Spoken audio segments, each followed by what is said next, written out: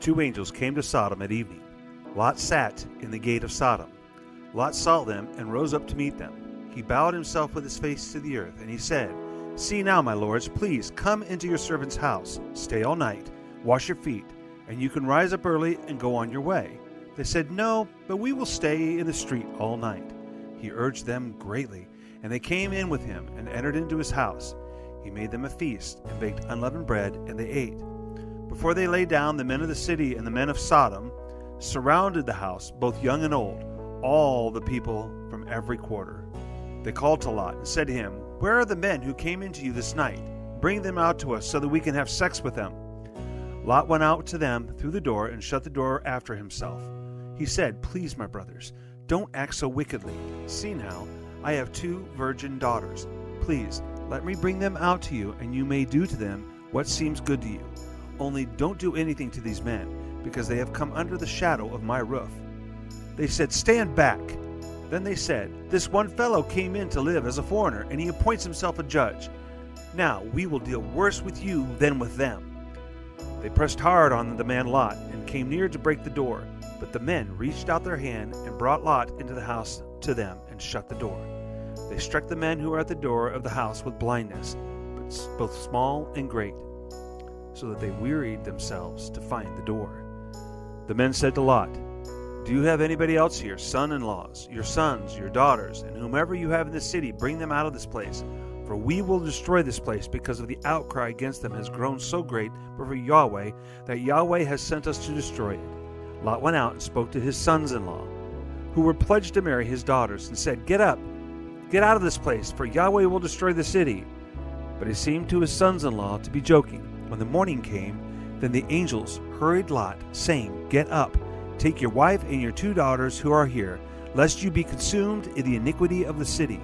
But he lingered, and the men grabbed his hand, his wife's hand, and his 2 daughters' hands, Yahweh being merciful to him, and they took him out and set him outside of the city. It came to pass, when they had taken them out, that he said, "Escape for your life. Don't look behind you, and don't stay anywhere in the plain. Escape to the mountains, lest you be consumed."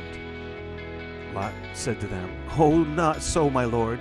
See now, your servant has found favor in your sight, and you have magnified your loving kindness, which you have shown to me in saving my life. I can't escape to the mountain, lest evil overtake me, and I die. See now, the city is near to flee to, and it is a little one. Oh, let me escape there. Isn't it a little one? And my soul may live." He said to him, "Behold, I have granted your request concerning this thing also, that I will not overthrow the city of which you have spoken. Hurry, escape there, for I can't do anything until you get there." Therefore the name of the city was called Zoar. The sun had risen on the earth, and when Lot came to Zoar, then Yahweh rained on Sodom and on Gomorrah sulfur and fire from Yahweh out of the sky. He overthrew those cities, all the plain, all the inhabitants of the city, and that which grew on the ground. But Lot's wife looked back from behind him, and she became a pillar of salt.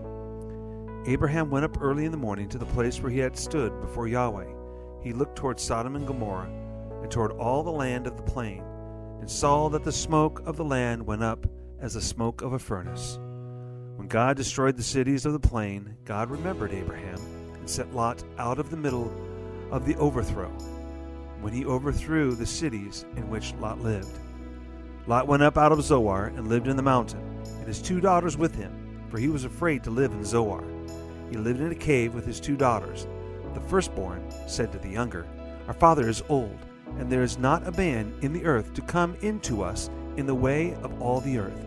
Come, let's make our father drink wine, and we will lie with him, that we may preserve our father's family line."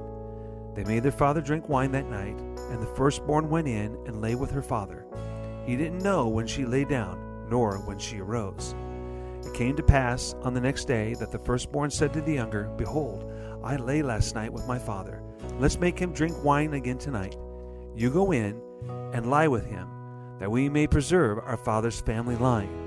They made their father drink wine that night also. The younger went and lay with him. He didn't know when she lay down, nor when she got up. Thus both of Lot's daughters were with child by their father. The firstborn bore a son, and named him Moab. He is the father of the Moabites to this day. The younger also bore a son, and called his name Ben-Ammi. He is the father of the children of Ammon to this day.